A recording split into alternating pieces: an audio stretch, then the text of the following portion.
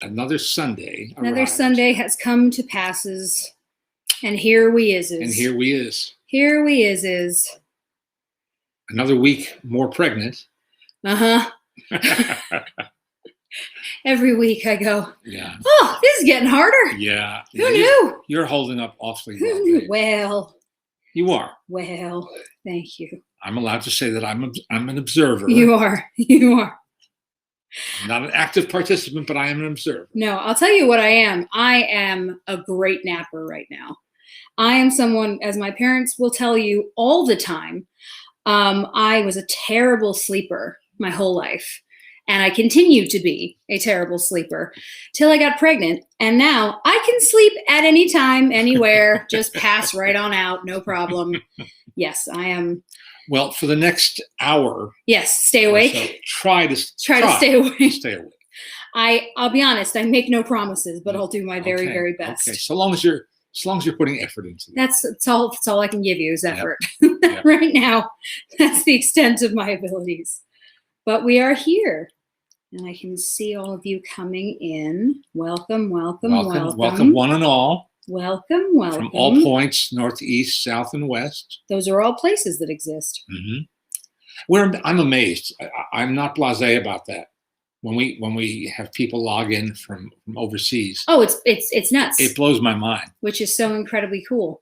Yeah, no, we love getting to speak to you and hear from you from all over the world. Who knew? That is the magic, though, isn't it, of technology? The good and the bad of technology always is, there is a negative. But at the same time, my gosh, the fact that we can do what we can do, pretty mind-blowing at times. Yep. You know? And yes, as many of you are saying, it is Queen Alice's birthday. I did ask her to join us, but she's just too busy. She's just too busy. She's too good for us. But it is our Queen's birthday. So that, yes, no, Edward, it's, I'm happy to have you join us. I don't think I'm a giant so much as I'm a giant adjacent, let's say. But yes, no, we love doing this with all of you guys. It's so much fun. And it keeps you awake at least one of the 24 hours in the day. Yeah. Ish. Don't go too far yet. No, I promise to stay awake. Mostly. No, as I say, it's just so funny because having spent my whole life being the worst sleeper in the world, and now my husband and I have a running joke, which is we'll start watching something and he'll say to me, should I turn this off? And I go, no, it's fine, leave it, it's fine. He goes, are you sure? I go, no, it's fine. So, yes, that is my natural state. Edward says that he's named after your favorite filmmaker, but my dad's favorite filmmaker is not named Edward. Who are you thinking? I'm intrigued now. What do you think of? Oh, geez. I don't think we should talk about the Gabby Petito news. I don't think that's really we try to sort of stay away from that kind of stuff. I don't even know if you know. Yeah. We sort of avoid all of that. What do I think of it? I think it's horrific. I think it's the kind of sci-fi insane story that you couldn't make up. That is. Well, then let's just dance around that. Then. Yeah. Well, no, that's the answer. Yeah. It's horrific, but what are you going to do? I can't believe it. Edward Wood thought that you were that Ed Wood was your favorite director. He is not. No. I am forever intrigued by Ed Wood. Yes, I think most of us are. Yeah. But no. And I liked the movie that was made about him, an homage to him by Tim Burton and written by our friends Scott Alexander and Larry Karaszewski. Yep. So in that way, I honor Ed Wood. That's right. No, your favorite director, usually you say Billy Wilder.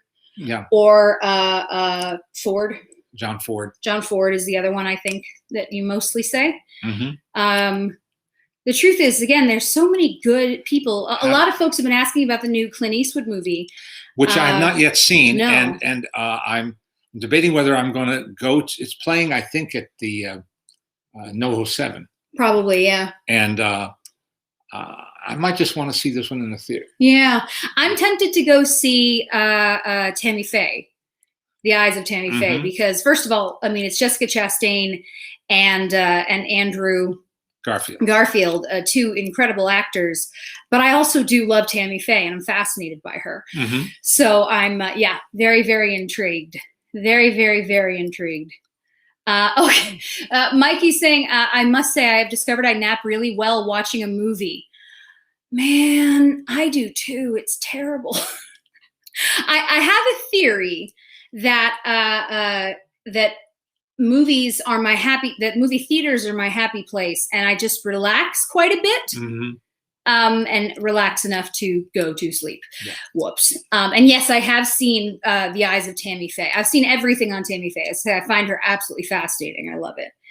Al Hardy is saying that John Huston was his favorite director. Again, you can't go wrong. No, it's a long list. I'm no good at lists. I really don't. No offense, mind you. And I understand why people ask those kind of questions of me, but I don't like making lists, and I don't like choosing the best or the favorite, because there are just too many good ones. Yeah. And even great ones. And I dare not leave somebody off that list who deserves to be on that list. There's so many good ones.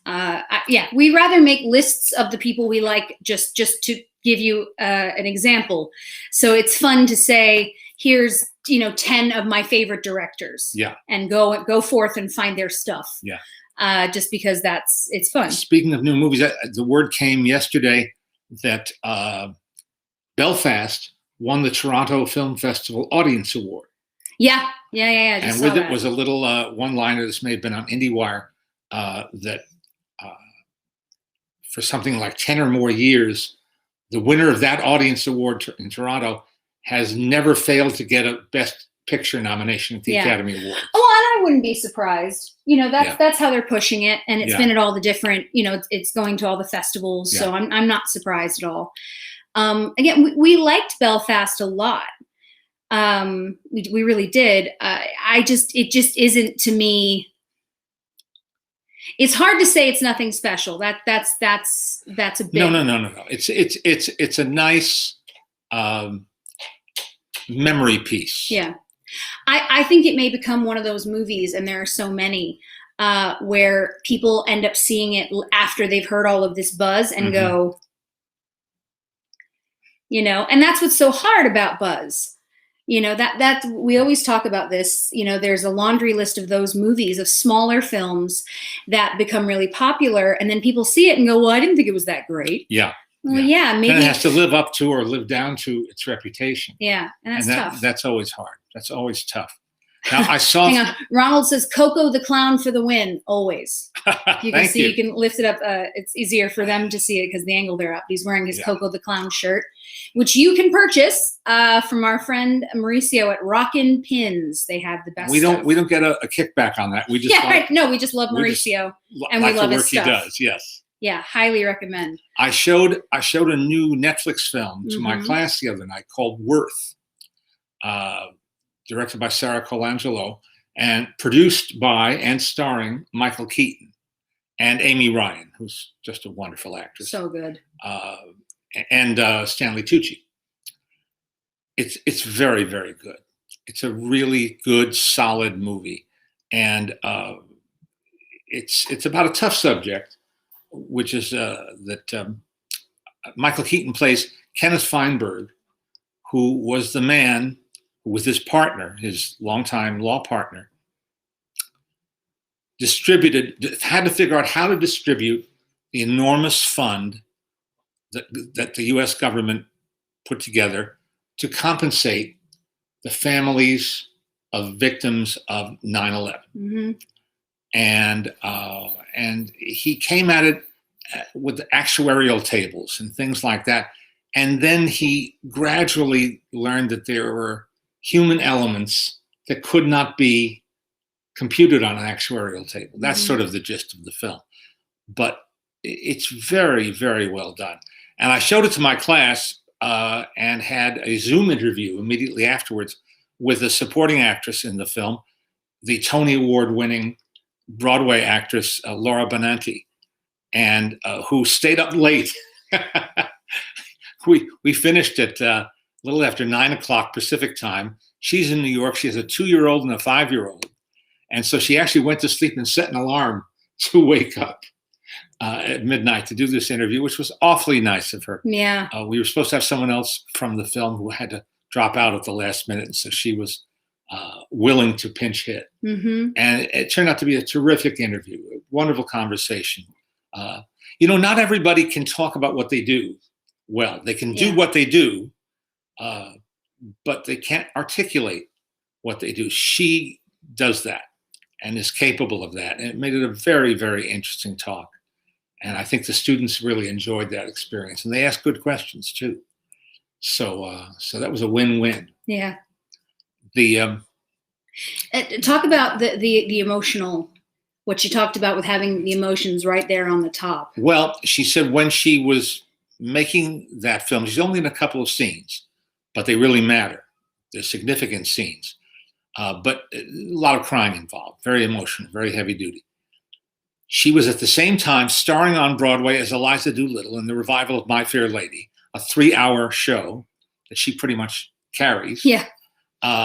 And she was working on a New York-based TV series. I don't know which one. Yeah. She's younger. She was she's in a couple of different shows. Number of shows. Yeah. So she had 2 other jobs. And had she just given birth? No, I thought that was part, like she'd recently given birth. Yeah. And she said what worked to her benefit was she was exhausted. Yeah, her emotions were right there. And so she had no filter. I don't want to put words in her mouth, but she had no filter. She was like a raw nerve. And so she found it very freeing, very easy to tap into those emotions. Yeah. To play this character. Yeah. Which she does beautifully. And I told my students that, to me, great acting is when you don't know that there's acting happening. Yep. When you just believe that's the character, that's who she is. And boy, she knocked it out of the park. Incredible. So that's on Netflix. Yeah. And here's a question that just came up from Japan. Why are Cat Concerto and Rhapsody Rabbit so similar?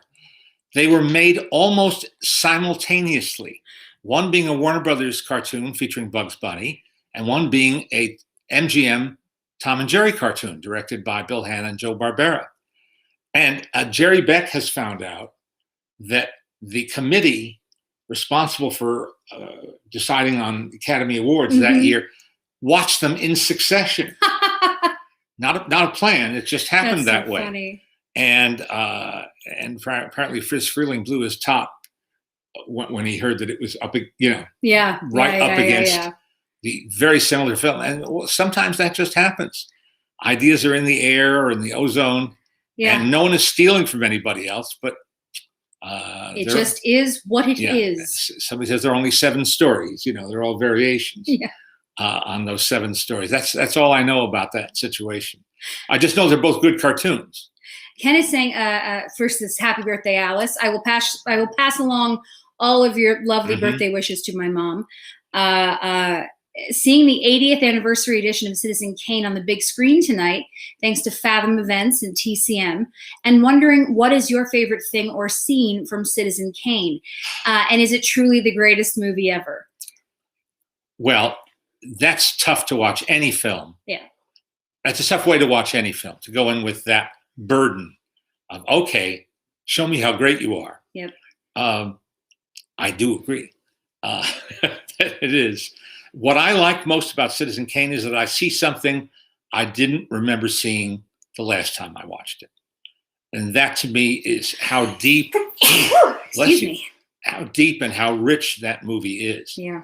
Both visually and orally, because the soundtrack is just as complex and innovative as the visuals, and it's a living glossary, a lexicon of visual effects. Yeah. Many of which were executed by the man I got to meet, Linwood Dunn, who was the king of the optical printer, and he did things for Orson Welles that he'd never been asked to do before, didn't know if he could do, but did. And it's a film that has so much to offer. It has so much to offer. Again, I don't think anything should be seen with the preface, this is the greatest movie of all time. Yeah. Only because, as I say, and we've talked about this a bit before, because people are always saying, I tried watching XYZ and I didn't love it. And what I say is, it's because that's not how you're supposed to watch something. Yeah. It's the same for anything, for great music, whatever it is. If I play you something and say, this is the greatest song of all time, you go, well, I mean, I like it. I like the song. So, is Citizen Kane one of the greatest movies ever made? I think fairly universally people would say yes. But you're also allowed to have your own experience with it. But it came out in an extraordinary year. And that was the year of How Green Was My Valley by John Ford, John Huston's directorial debut, The Maltese Falcon. Howard Hawks made Sergeant York and Ball of Fire, I think, that year. Awful lot of good movies. An awful lot of good movies. Great movies, indeed. Yeah. And there's a reason that it has survived this time and has maintained that reputation low these many years. A few people are asking when is the first time you saw it? I saw it while I was a teenager at the New Yorker Theater, the great one-time Revival House on Broadway and 88th Street in Manhattan. So I did see it on a theater screen the first time, which was to my benefit. And I wasn't enraptured that first time. First off, I was, as a teenager, you're kind of arrogant, and you're, well, I don't know, and all right, so he's showing a ceiling, big deal. He's showing us the ceiling. I got past that. Yeah. But again, everyone's going to have their own response to it. Right. And if it doesn't work for you, that's okay. It's okay if something doesn't work for you. Don't let anybody bully you about it. But it wouldn't be a bad idea to read up a bit about it. Absolutely, yeah. To understand and to understand the context. Yeah. There's the C word, context. Yeah, always. What else was happening? How the film came about? Why the film came about? Why these things that Orson Welles created and engineered, in some cases with his great cinematographer Greg Toland and the brilliant screenwriter Herman Mankiewicz. There were reasons, and it was the first film for almost all the actors. Almost all those actors were members of Orson Welles' Mercury Theater Company in New York, and had not appeared in movies, or if they had, maybe a short subject made in New York. Yeah. But Joseph Cotten, Agnes Moorehead, Ray Collins, Paul Stewart, so many, many, many others that became stalwarts in Hollywood were first seen by moviegoers in that film. Which is incredible. Yeah. What's your favorite Peanuts film? Oh, I can't tell them apart. Actually, I stopped watching them after a while. Not because I had anything against them, but you outgrew them. I mean, there was a period when every animated feature was on our list of things to do, activities. Go to see the new, Disney movie. Go to see the new DreamWorks movie. Go to see the new Sony animation movie, and then you grew up. Whoops. Yeah. No. Yeah. I don't know. I think we all love the characters. Oh yes. And you. Oh, I'm a diehard. You love Snoopy a whole lot. Yes. And I try to find my dad cute little Linus things, or Snoopy things, or Woodstock. We love all of that. But I mean, I remember the first few television specials that Bill Melendez directed for producer Lee Mendelson. They were really game changers. Something entirely different for television and for television animation, and the way they were presented in prime time, and how well they have aged well they weathered the years. Also, that great music by Vince Guaraldi. So good. You know, Charlie so good. You know, hard to beat that. Yes. So, are you excited to watch the Emmy Awards? Did you know that today the Emmy Awards are on? I heard tell. Yeah. No, I'm not going to watch. Not that I'm better. Not that I'm better than that. You know, or I don't care. It doesn't have real meaning to me. I'm glad that good work gets rewarded. Yes. I'm glad that good actors and good writers and directors and producers and costume designers and production designers and teams of writing staffs. Yep. I'm glad to see all of them recognized for the good work they've done. Yeah. But does that mean I have to watch? No. No. No. What's wonderful, and because really the thing is the broadcast is tonight, but a lot of the other kinds of, like, there's the daytime Emmys. Yeah. Creative art, like creative arts Emmys. So that's a nice euphemism. It's great. So it's one of those things where the part that I celebrate is all of our friends posting about the different things they've won. Yeah. So that's the exciting bit, is saying, so and so won this. That's wonderful. Can I tell my Emmy story? When this is so old, this story has whiskers. But in the 80s, you remember the 80s, right? The people who want to remember the 80s aren't the people who lived through the 80s, by and large, I find. Correct. But in the mid-80s, Entertainment Tonight was still a newish television show, and I was newish out here, Alice and I both. And E.T. was, in those early years, actually nominated for Best Information Program. Yes, it's true. And we were always up against something like Ken Burns' The Civil War, or the underwater world of Jacques Cousteau. Mm-hmm. You know, we were never going to win. But Paramount Television would buy a table. It was done in a banquet style in those days at the Pasadena Civic Auditorium. And one year they said, "We got a lot of seats. You want to go to the alternate Emmy Awards? We need butts and seats." And we said, "Sure. What the heck?" So we went. We got dressed up. We went. I remember we chatted with Jim Henson that night. That was a big deal, and met a lot of other interesting people. And then went into the main auditorium where there were tables set for dinner, but no food, not a crumb, not a morsel, not an indication of food. Apparently, that was going to happen after the lengthy awards show. Well, I noticed there was a bank of doors taking outside to another area of the lobby. And I poked my head out there, and there was a bank of payphones before cell phones. That's how old this story is. And for a moment, this is like coulda, shoulda, woulda. For a moment, I debated calling Domino's. Should have. And being a hero. I could have been a hero. You could have been. So a couple dozen people at my table and the adjoining table. That would have been worth doing, and I didn't do it. My bad, as they say. This does make me think of, and it's just a quick side note, what is one of the things that our family was proudest of me for accomplishing? New York, the wedding. Oh, gosh. We went to a dreadful. No. The food was the issue.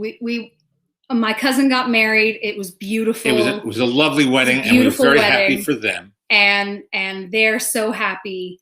But, and this is some years ago, there was an issue with the food, and it wasn't coming. And you have a room full of old Jews in New York, which is very dangerous. Hungry Jews are very dangerous. Every year. Oh, by the way, I should say Happy New Year for those of you celebrating. Happy New Year.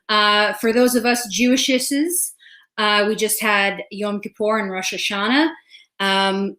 And we watched Temple through Zoom again this year, which I have to tell you still works. Love seeing our rabbi.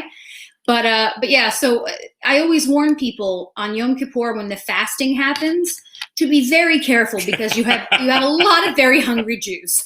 And right around 6 o'clock, when Yom Kippur is ending and it finishes sort of the tradition, is when you're going to have a whole heap of Jews running out to get food. And you break the fast. You break the fast, or you break each other in the process of getting to the food to break the fast. Anyway, there was no food. I finally, seeing my mother, my uncle, various family members getting real antsy. Now we noticed that they had for the party, the post-wedding party, they had rented a room. It was like a public facility. The whole thing was at that public facility. That's they right. switched it over. It was like an old bathhouse. It was very cool. That's right. That's right. It was like a bathhouse. Anyway, I knew that if I didn't get my family food, it was going to become a violent situation. So I went upstairs and I went in search of anything, and I found bagels. And the place was about to close. And they said to me, well, you can buy some, but we'll just give you these bags. We're going to throw them out anyway. So I came back with something like 30 bagels. And not just bagels. Great. Delicious New York bagels. Really, it's fresh. But ooh. Cousin Stevie, everybody. So to this day, I have family members going, remember when you saved the wedding? When in doubt, you should have ordered Domino's is the story. That's true. Anyway. That's true. Now, on a sad, let's say bittersweet note. A number of folks are mentioning Jane Powell. Jane Powell, who passed on Thursday. Yep. At age 92. Yep. And you have to understand that my wife Alice's all-time favorite movie is Seven Brides for Seven Brothers. And mine too. And then when we introduced it to Jessie at age 3.5, she adopted it as her favorite movie and has never forsaken it. Mm-mm. Still love it. When she was discovering MTV, in her adolescence, she went on her own path, as she should, but never neglected or gave up her love, surrendered her love for Seven Brides for Seven Brothers. It's a wonderful movie. Or any of the musicals I grew up with you showing me. Yeah. So it's near and dear to our hearts. And we've seen it innumerable times under various circumstances, but the best one was at the AFI Classic Film, the TCM Classic Film Festival. Well, so years ago, we got to go to a screening. They did a special event at the Academy. Yes. And Julie Newmar was there. Basically, anybody who was still around came. Tommy Rawle. It was Russ Tamblyn. A mind-blowing experience. And I thought, I honestly didn't think anything could be better than that day. Because standing there, first of all, when you see Julie Newmar in person for the first time, I mean, she's Stupefying Jones. Like, she's exactly what you hope she will be. So even that was like, but yeah, I never thought it could get better. Cut to TCM Film Festival several years ago. And my dad was going to be speaking to Jane Powell, and then we were all going to get to see Seven Brides for Seven Brothers. At one of the Chinese... in the Chinette. The Chinette. And of course, it was a full house. Yeah, of course it was. And in the TCM green room, I got to take a picture of Alice and Jessie standing aside Jane Powell. And my mom and I could not be smiling bigger in this picture. I did post it because it's one of my favorite things. We both are just like, this is the best day of my life. And she, charming, funny, kind, just everything you could have hoped that she would be. And it's honestly one of the greatest days of my life. And I couldn't ask for better. And then you got to do a few other events with her. Yeah. As well. TCM had me interview her. In that Road to TCM series that they do. We were in Cambridge, Mass. And then we were in Denver, Colorado together. And with her husband, Dick Moore, who as Dickie Moore was one of the brightest child actors of the 30s, who spent 1 year in our gang, the Little Rascals, and whom I'd interviewed before. Yeah. And long before he and Jane got together. Theirs was kind of a wonderful. Stupefying Joneses from Lil Abner. Yeah.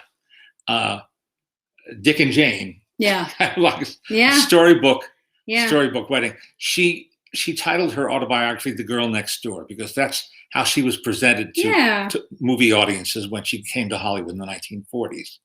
And she didn't have a very happy life for quite a while. She suffered the worst kind of stage mother and was pushed into doing something that she didn't really want to do. And had to play these sugary, sweet, characters. And that's not who she was. I don't mean she was an axe murderer. She just wasn't that particular vapid, young lady. She got cast at the last minute in Royal Wedding with Fred Astaire when the choreography had already been set and rehearsed. And so she didn't get to rehearse with Fred Astaire. She rehearsed with Hermes Pan, his partner choreographer. And then she sort of stepped in and worked with him and kept up with him very nicely. Those numbers are very, very good. Yeah. She's pretty impressive. And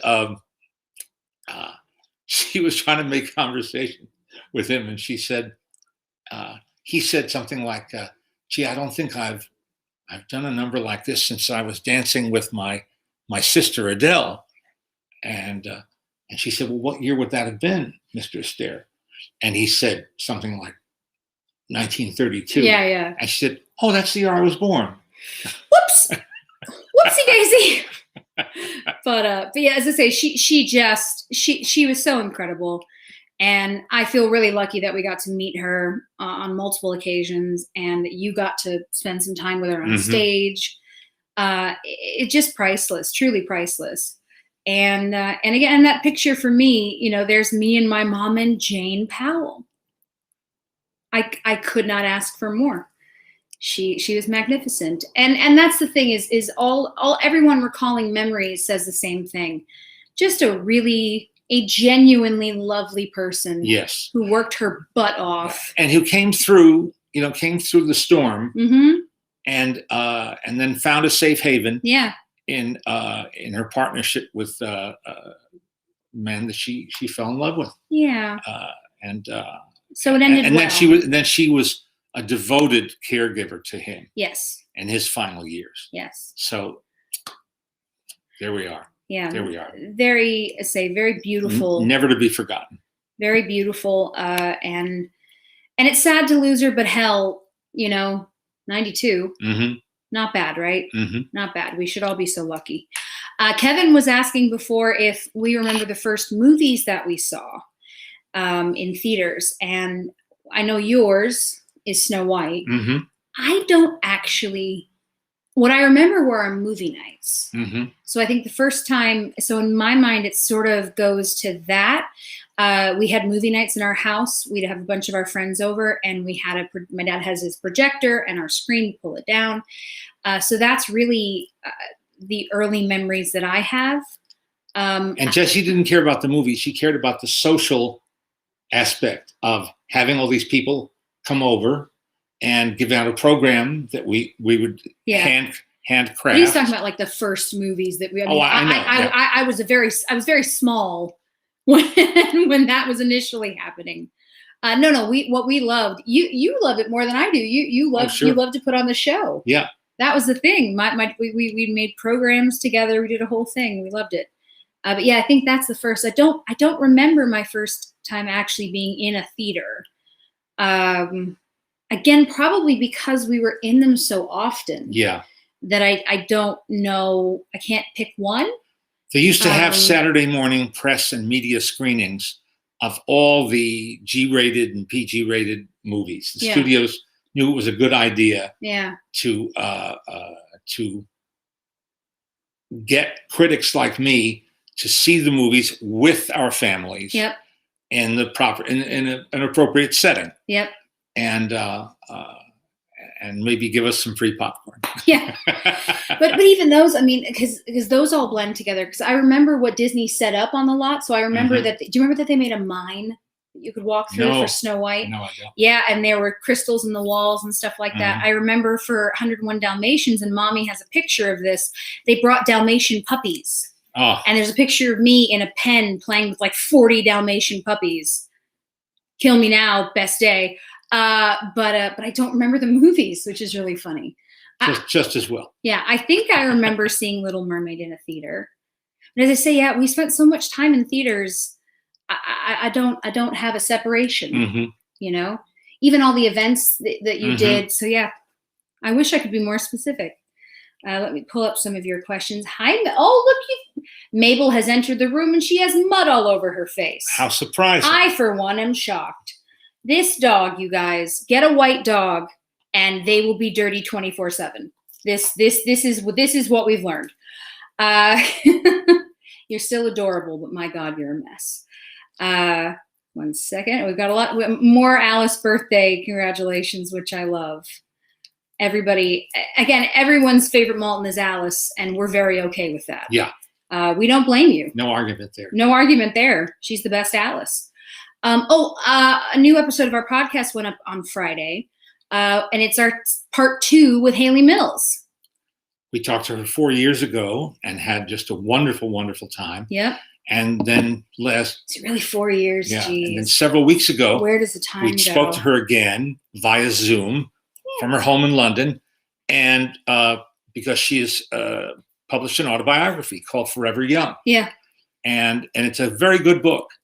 It's not just the same stories you've heard her tell before. It's in some cases really eye-opening. Yeah. Because she was given access to her. I'm sure I said this before. She was given access to her files at the Disney archives. Yeah. And for the first time in her life, read the sort of the backstory. Correspondence between Walt Disney and her parents, all sorts. The reason that she decided she wanted to write the book is that she was actually visiting the Disney lot. She was here in LA visiting the Disney lot and was having lunch with some of our mutual friends, and realized that at the table, she was the only one who actually knew Walt in real life, had met him in person and spent a lot of time with him. And she went home to the UK and spoke to her son and said, I've always wanted to write a book, but I just wasn't sure how, what would people want to hear? What would they want to learn? And I think that I said to her, of course people want your stories. You have to understand, she really is quite self-deprecating. And she is someone who doesn't understand her own accomplishments, which I guess is a good thing. It's part of what makes her so nice. Yeah. But, you talk to her and she sort of doesn't see what we all see. Yeah. Well, how could she? How could she begin to appreciate the enormity of her impact on a generation? Yeah. Yeah. Or two. And someone just mentioned Miss Bliss. Yeah, of course. I watched her on Saved by the Bell too. Yeah, it's pretty wild. It's really pretty wild. So anyway, we invite you to tune in. Yeah. If that's what they call it now. I don't even know what they. Yeah, you can listen to it anywhere you listen to podcasts. It's our new episode with Haley Mills, and she talks all about the book. And they say just an amazing woman. Oh, I have to go back. Mark Evanier asked you a question, and. Hang on, let me go back and get it. She was telling a story, and I want to make sure. He had a very typical Evanier type question, which is, what is your favorite movie starring? Here you go. What was your favorite screen appearance by Percy Helton? Same to you, Mark. This is what happens with my dad and his friends. They're all ridiculous. They're all ridiculous together. What have you got? Well, Kino Lorber continues to be impossibly prolific in turning out new Blu-ray releases of vintage films, not so vintage films, all kinds of films. They're even involved in releasing new independent cinema, world cinema. It's not only older films for sure. But here are two examples of what shows up in my mailbox. Two films from the 30s that are not classics. These are not, must see or anybody's list. But I like these films a lot. and Torch Singer with Claudette Colbert, and Hot Saturday with Nancy Carroll, and two young leading men, Cary Grant and Randolph Scott. Randolph Scott. Continue. And they're both very entertaining minor movies, but I'm very glad that they're available to more people now. Hot Saturday was shot in large part in and around Lake Arrowhead, which is a couple of hours away from LA. Mm-hmm. And it's supposed to take place in a quintessential American small town. And it has all the ingredients there visually. Mm-hmm. So they didn't have to they didn't shoot on a back lot. Yeah. With painted scenery. They went to a real place. Too funny. Torch Singer stars Claudette Colbert, who wasn't a singer. So she was called upon to sing every now and then.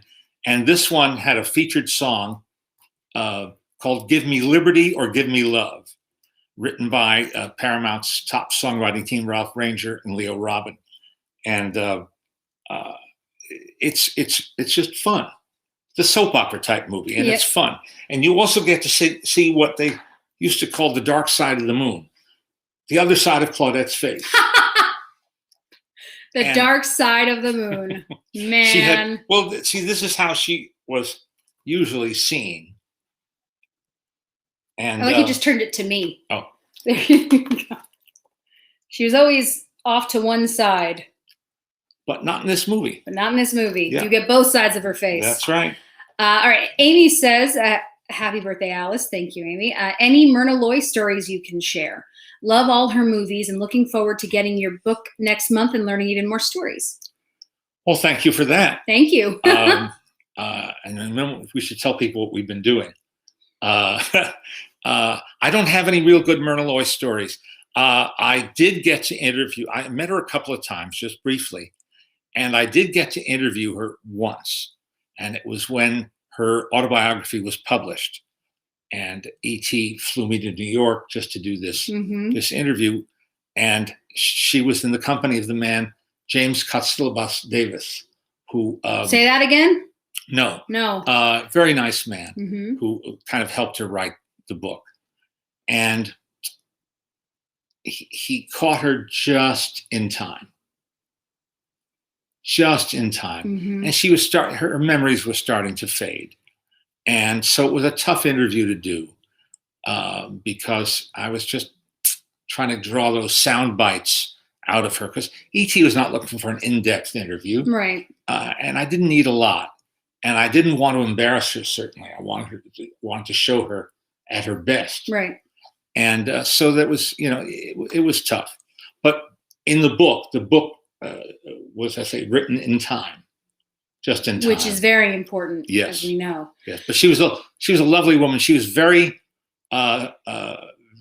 very vocal in her. She was active in politics, liberal politics, in the New York scene, and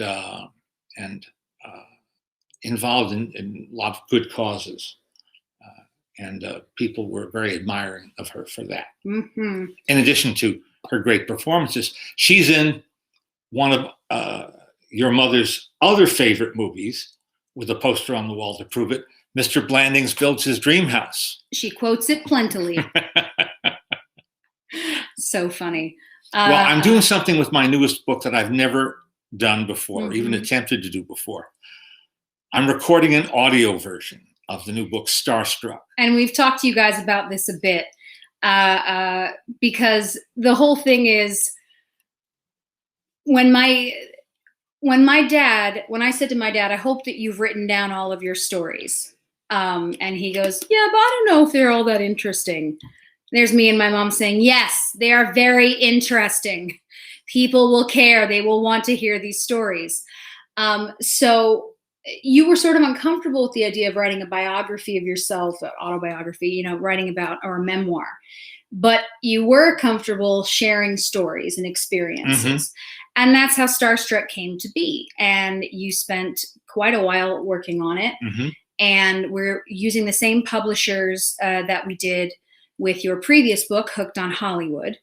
As I say, I know we've talked about this before, but now that it's getting closer, it's very exciting. Pub date the official pub date is October 12th. Yep.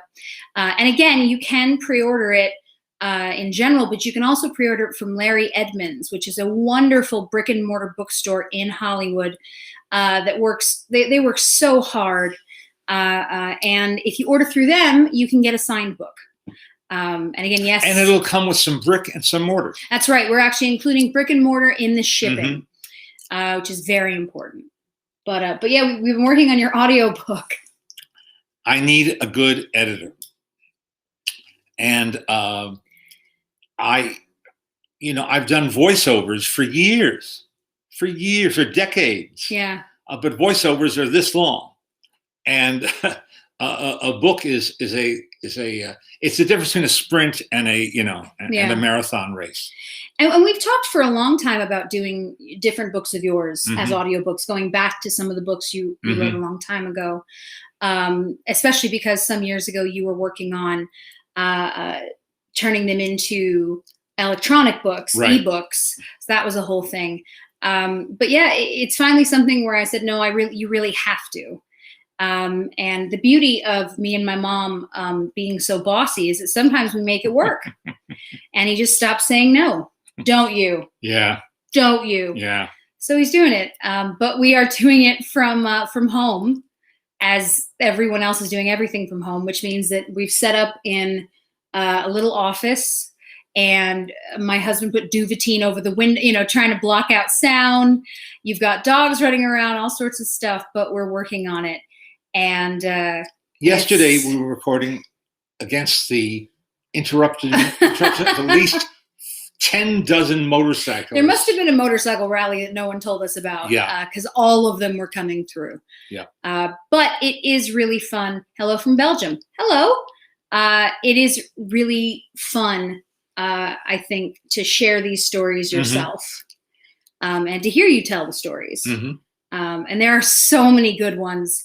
There's so many good ones. And I've heard and read all of it multiple times, and I still find it entertaining. So that's promising.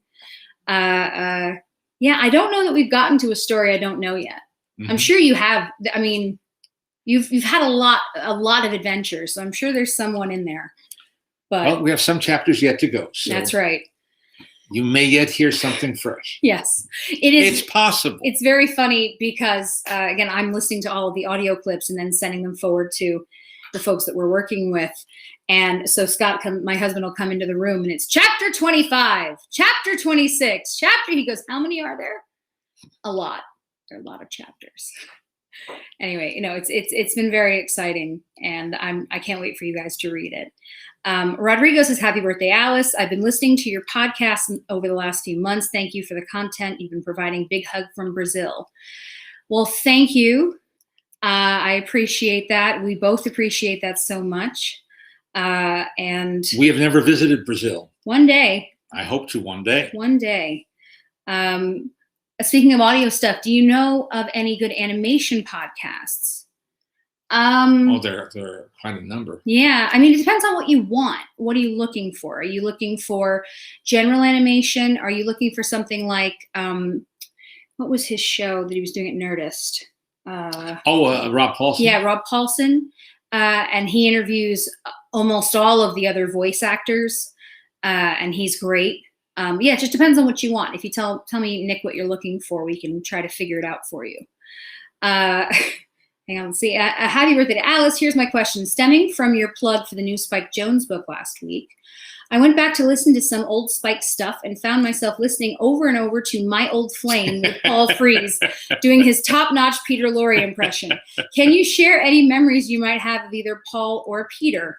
Also, in a couple of classic Looney Tunes, there's a Lorre Mad Doctor character. Was that Frees also?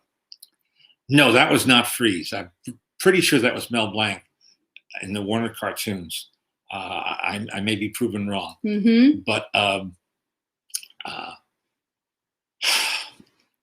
how to describe why My Old Flame is such a wonderful recording.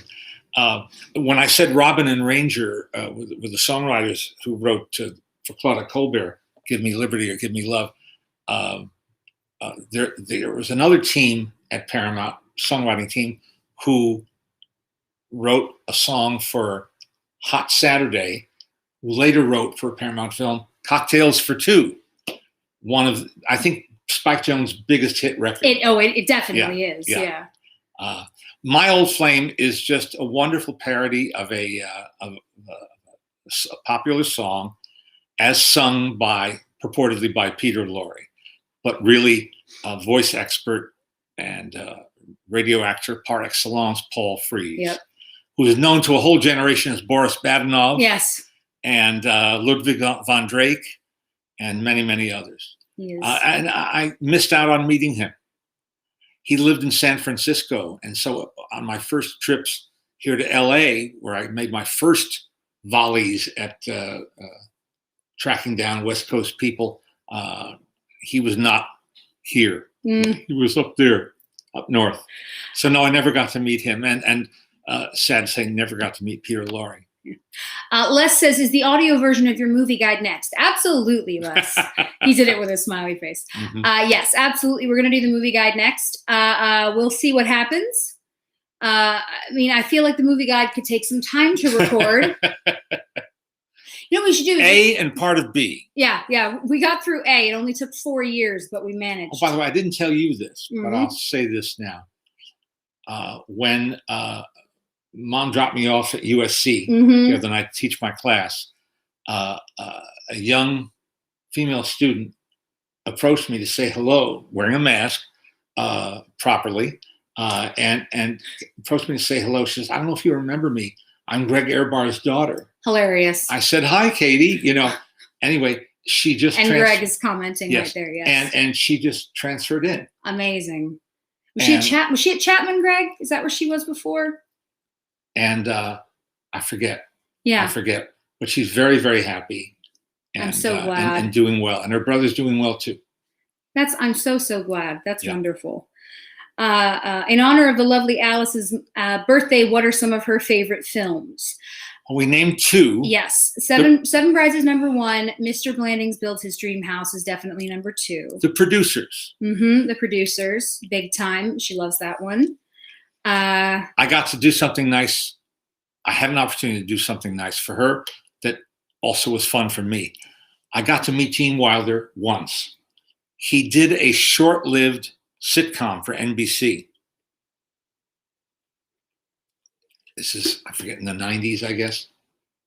And I did a set visit for Entertainment Tonight. And I said at the end of the actual interview, I said, could I ask you a big, big favor? Hang on, Brian, which film of the Producers? Really? Which one is her favorite? You really got to ask Brian which one is her favorite. We don't even, there isn't even a second one, okay? Let's all just pretend that other one never happened. There is one film of the Producers, just the one. It's the only one that matters. Continue. I'm sorry. I said to Gene Wilder, who couldn't have been nicer, I said, The Producers is my wife's favorite movie. It would mean so much if you would just say hello to her on camera. And he did. And he made a lovely little greeting, personalized greeting for Alice that I could bring home and pop in our VCR. Yeah. Just, not everybody would do that. Yeah. Yeah. No, Brian, I know there was a remake in 2005 of The Producers. I'm saying let's just pretend there wasn't. Let's just pretend that never happened and that the only one that exists is the one that matters. And it was on the other day and we were watching it. Yes. God, it's funny. God, it's funny. It's still, it just holds up. There's some things that just hold up so beautifully. And that is definitely one of them. I got to show my husband Young Frankenstein for the first time last year. He'd never seen it before. He likes Blazing Saddles. And that was, the only problem is with a movie like that, is that the three of us, because we watched it together, is that all of us want to quote the whole thing. And we have, you have to not, if someone else is there, you have to just kind of sit there and not do the whole, but yes, he fussed my boyfriend. It's hard. There's so many good ones. Let's see. In honor of Emmy Day, do you have a favorite made just for TV movie? Mine are the 1971 Night Stalker with Darren McGavin and the Judy Davis, Judy Garland, Me and My Shadow. That is excellent. Vastly superior to the recent Renee Zellweger biopic. Talk about movies we should pretend never happened. Let's just pretend that Judy didn't exist last year, shall we? And that all of that was just a terrible, terrible nightmare. Judy Davis's performance. Incredible. She's an exceptional actress, period. Yeah. But boy, so good. And but no, I haven't seen enough, really. I haven't honestly seen enough made for TV or made for cable movies to, I know, Brian, you're killing me here. You're killing me, Brian. Go on. I'm not in a good position to make choices or recommendations. Yeah. Because if I see them, it's usually by accident or inadvertently. You know, and there are some great ones that, again, if they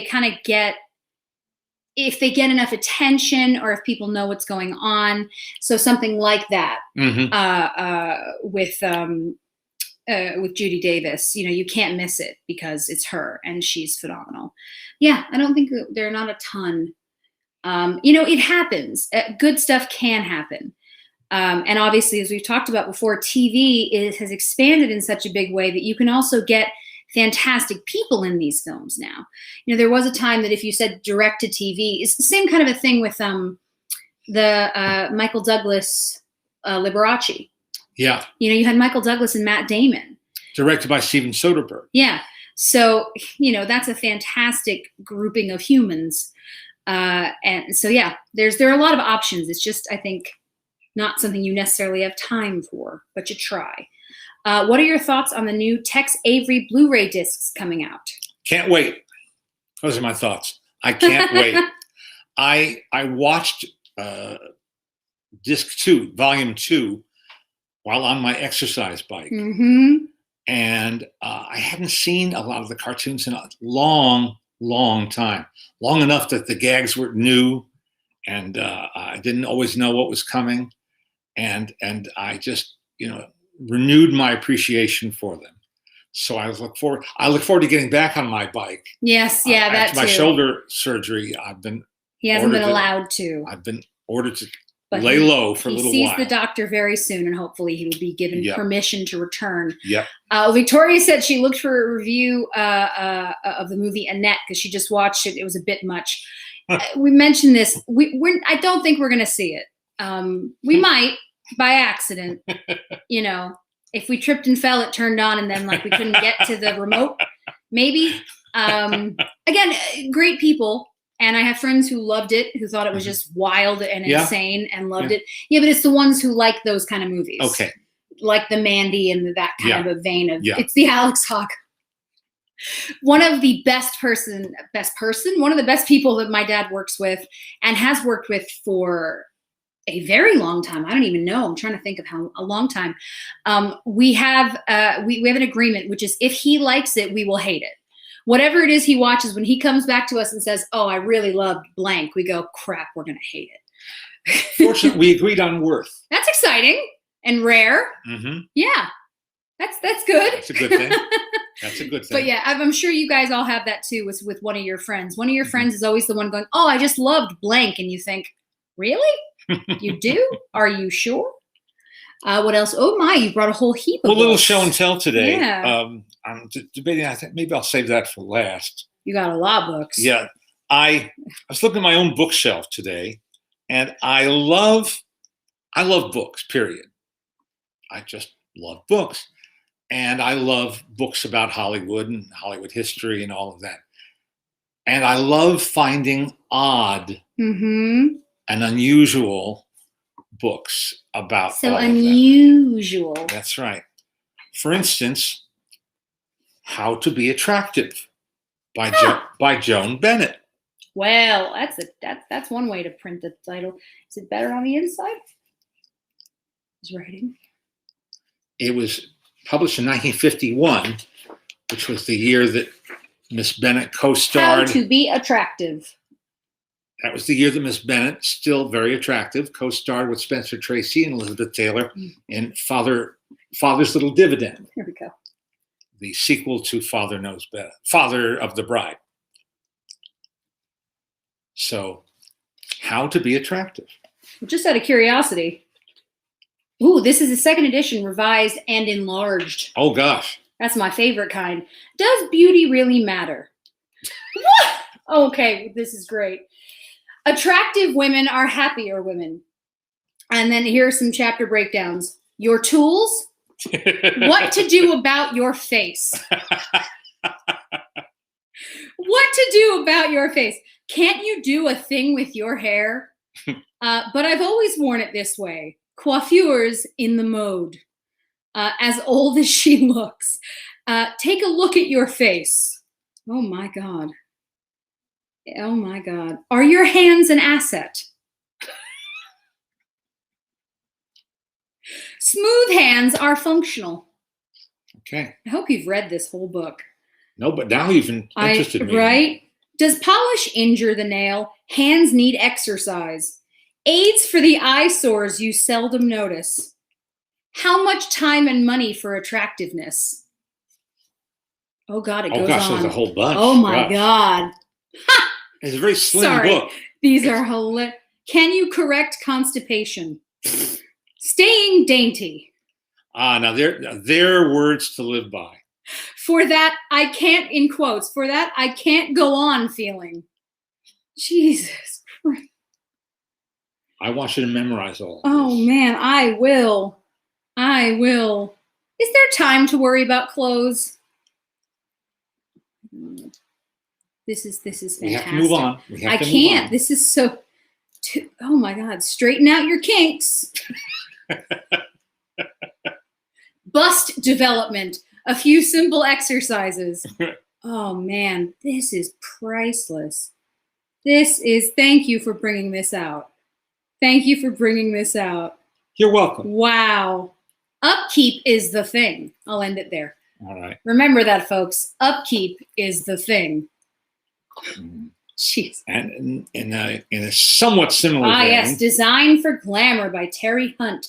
Hollywood's famous conditioner of stage, screen, and radio celebrities. Forward by Alice Faye. It's in plastic, so I'm sorry it's so shiny. I'm gonna turn it. Okay. Wow. Oh my. What are you trying to look at? I'm trying to just look at the title page for a moment. Terry Hunt is the author of Exercise and Keep Fit, by the way. And this was published in 1941. It's a first edition. Hang on. Chapter 2. Romance is for everyone. And is that not Rita Hayworth on the cover? It looks like Rita Hayworth on the cover. It does. It says in tiny letters, Rita Hayworth. My, oh my. My, oh my. We have so much to learn. Oh, yes. We have so much to learn. My goodness. A day without learning is like a day without sunshine. Yeah. If you're past 30, that's a chapter. And it probably says, go kill yourself. I bet, if anything, it says, if you're not married, this is coiffures for milady. Coiffures for milady. Wow. 50 beauty hints. 50. And again with the bust exercises. I don't know about you, but there was a thing when I was in school, there was a thing that if you did this a lot, you would somehow grow boobs. I don't know if it's a myth. Beverly Hills is my beat. A famous career policeman recalls his 30 lively years on the police force of a unique city that has more of everything. More money, more celebrities, more glamour, and more news-making crimes. It's by Clinton H. Anderson, Chief Police Department, Beverly Hills, California. Dun, dun, dun. Because Beverly Hills is his beat. Look at that. Look at that. See? Zen showed me the way. By Sesu Hayakawa. Wow. I wonder if there's something in here for chest exercises. Sesu Hayakawa, the first Asian American film star and the silent film era who continued working into the 60s. He's in Walt Disney's Swiss Family Robinson. Wow.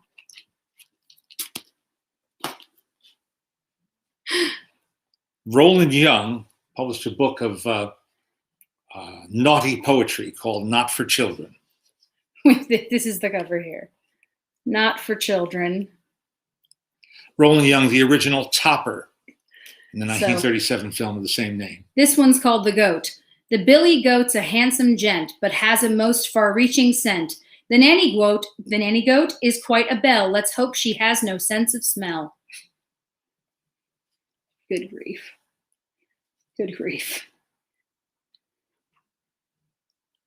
I feel like these are probably not, oh my, this one's called The Fighting Cock. Alrighty then. The turtle. The turtle doesn't leap or dance. He doesn't leave a thing to chance. He lives on flies and people's toes. He snaps such trifles as he goes. And you bought that book. And that lives on your shelf. And finally, there's more coming next week, but finally, Candy Hits by Zezou Pitts. They don't make them like they used to. If you're looking for candy recipes, if you're a baker, and who isn't, she's got recipes for chocolate fudge, molasses taffy, caramels, hard candies, marshmallows, peanut brittle, pralines, opera fudge. What is opera fudge? Opera fudge. It sings. Candied grapefruit peel, marzipan, apricot candy, candied flowers. Well, there you go. Again, so much to learn. So very much to learn. Huh. Well then. Oh, it's even got some really slightly terrifying photos of her family. Hello. To my grandsons, Ralph and John. 1963 copyright. What more could you ask for, I say? I love having these books on my shelf. So funny. I just love having these books on my shelf. Man, oh man. I don't. What are we to do with you? And there's more. And there's more. That's the thing about our house. There's always more. Always more. Man, oh man. Well, now it is time for us to go and celebrate our Alice and smother her in cookies and cakes and love. Again, thank you so much for all your birthday wishes. I will give them all to her. Fear not.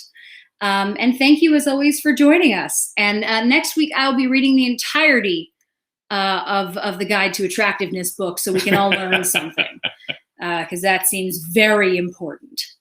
Anything from you, Mr. Maltin?